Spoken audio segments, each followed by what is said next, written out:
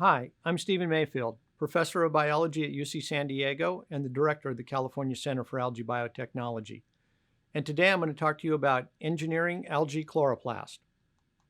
So for algae, both the chloroplast and nuclear genomes can be engineered, but depending upon what gene you put in, you can have very different outcomes.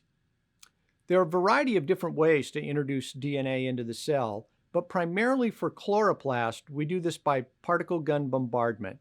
So what that means is that we actually take our transforming vector, we coat it onto small gold particles, and then we shoot those into the cell with high pressure from gas. And we do that because for chloroplast, you have to get through both the outer cellular membrane as well as the chloroplast membrane in order to get that DNA into the chloroplast where it can transform the cell. So for algae chloroplasts, they have their own complete genetic system. So what does that mean? So first of all, they have DNA. Almost all of them are circular DNA. In this case here, we're showing the genome of Chlamydomonas reinhardti, which is a little over 200 kilobases. And even though there are about 4,000 different proteins inside the chloroplast, they're responsible for photosynthesis, fatty acid metabolism, amino acid metabolism, most of those genes are actually nuclear encoded and transported into the chloroplast. And the chloroplast genome, in fact, only encodes about 40 or 50 proteins on its own. However, they have their own set of ribosomes, their own set of transcription and translation factors, tRNA, so they have a complete genetic system. The genetic system is pretty simple, and it looks very much prokaryotic in nature, and many people believe that's because the chloroplast actually came from a cyanobacterium many years ago. They have very simple promoters. Transformation proceeds by homologous recombination. That's important because we can precisely target genes. Proteins have disulfide bonds and they're folded correctly, but they're not glycosylated. And importantly, we can get recombinant proteins to accumulate to relatively high levels. So in order to express any protein inside the chloroplast, whether it's a native gene or an introduced one, you have several requirements. First of all, obviously, you have to have a promoter. That's something that allows for that gene to be transcribed into an RNA. And then that RNA has to be translated into a protein. And that's generally determined by the 5' untranslated region, but there's also some influence of the 3' untranslated region. Recombinant proteins, as I'll show you, can accumulate to very high levels.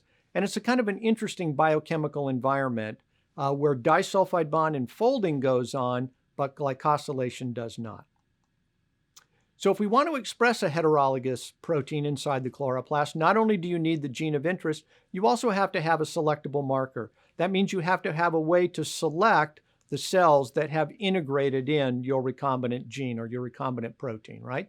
And the reason you do that is because it's actually a relatively rare event that you get the gold particle to get inside to a chloroplast and deliver that DNA. So maybe out of every million cells you have, only a few of those are actually transformed. So what we generally do is we have two genes, and in this case we show them head to head or head to tail, and you can put them into a variety of different ways, but this is one of the common ones. So you have a promoter, you have your recombinant protein of interest, then you have a second promoter, and in this case, kanamycin resistance. That gives you kanamycin resistance so you can select the transformant that has an expressing your gene of interest. Primarily, gene expression is controlled by translation in the chloroplast. So what we found over the years is we can use a variety of different promoters to produce RNA, and that has very little impact on the amount of recombinant protein that accumulates. And what has a big impact on it is what 5' untranslated region that you use to express that protein. This is a picture right here showing the 5' untranslated region of the PSBA mRNA. This actually is a 5' UTR that confers high level of translation and therefore high level of recombinant protein production. And as I said, there are about 40 of these, and all of them give you a little bit different level of translation. And now we even have some synthetic ones that also work. We can actually accumulate recombinant proteins to relatively high levels. So what's shown here is two different transgenic lines called MA1 and MA22. So these are two different transgenic lines in which we introduced a recombinant gene encoding a bovine serum amyloid A3 protein, or mammary-associated amyloid protein. So what's shown on the left is a stain gel of wild-type cells, and you can see these cells accumulate many different proteins. And then 2 transgenic lines, and I think in both of those you can see that the production of a new band there, and that new band is in fact the bovine recombinant MAA protein. And that is proven by the Western blot on the right, in which we've taken an antibody that is specific for that protein and showed that accumulation of this protein is at very high levels in those cells. We can also accumulate some mammalian proteins that require extensive folding and even assembly. In this case, what we did was we introduced both the heavy chain and the light chain gene of a human IgG1 protein. So this is an IgG antibody that requires 2 heavy chains and 2 light chains to assemble together. And here are a series of Western blots in which we show not only does the protein accumulate, so the light chain on the far left, the heavy chain in the middle, but if we run non-denaturing gels, as we have on the right, you can see that those proteins actually assemble into the much larger 4-protein complex, which is almost 150 kilobases large. And we were also able to show that these proteins, not only did they assemble, but they actually have binding to the antigen at exactly the same level as the mammalian protein. So relatively large, sophisticated proteins can accumulate inside the chloroplast. Now, not only do we want to express recombinant proteins, in this case either the MA or the antibody, quite often we're going to want to do metabolic engineering. So one of the questions that we've attempted to address is, well, how many different genes can we assemble into a single transgenic line? And one of the ways we decided to do this was to see if we could replace the entire photosystem II reaction center in a synthetic manner.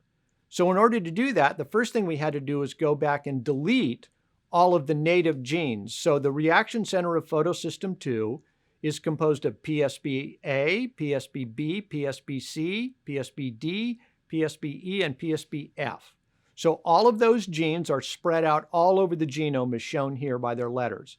So the first thing we did was we went in, and because the chloroplast goes by homologous recombination, we could delete all those genes. Then synthetically, we assembled all of those genes into a single cassette. So we made the single cassette that's shown at the bottom, which had all of those different proteins placed head to tail, and then put that entire complex back into the strain in which we had knocked out or deleted all of the other genes, right? And what's shown on the left is transgenic lines that now have all of those genes strung back together in a new completely artificial cassette, and that restores photosynthesis. So in this case, we can show that we can make some very complex engineering inside the chloroplast, and it works quite well. And in the rest of the talks that you'll hear in this series, we'll talk about some specific products that can actually be made by this engineering.